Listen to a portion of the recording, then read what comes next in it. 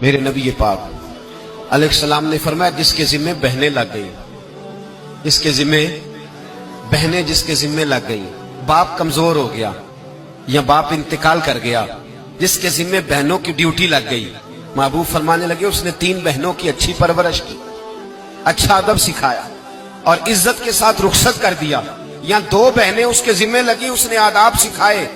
یہ ابو داؤد شریف ہے، ابن ماجہ ہے، اور پھر ان کو رخصت کر دیا عزت کے ساتھ۔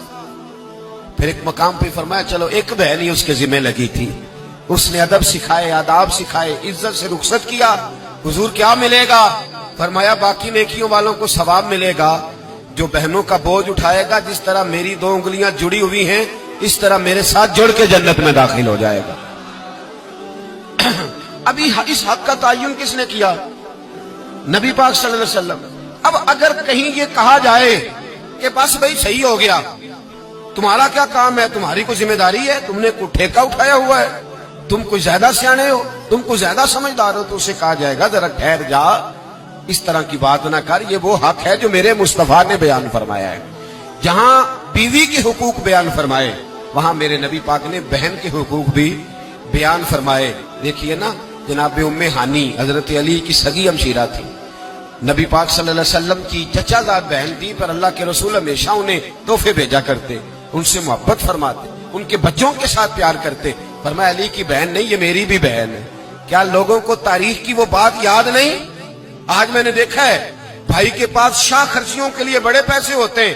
بھائی کے پاس بڑا سرمایہ ہے، جب شاہ خرچیاں کرنی ہو، سال کے بعد 2-3 چکر کاغان نران کے بھی لگانے ہو تو اس کے پاس روپیہ ہے، پیسہ ہے، اور اگر اس کی اماں کہہ دے کہ بیٹا عید کا موقع ہے، کوئی پرانا جوڑا ہی اٹھا کے بہن کو دے آ، تو کہتا اماں حالات بڑے سخت ہیں، اب میں تمہیں کیا بتاؤں۔ ہمیں وہ بات یاد نہیں کہ نبی پاک کی رضائی بہن جناب شیمہ جب ان کے قافلے کے خلاف مسلمان لڑے، انہوں نے جنگ کی اور وہ قید ہو کے آئی، تو حضرت ابو ہریرہ سے کہنے لگی جا کے مصطفیٰ کریم کو بتاؤ میں تمہاری بہن ہوں۔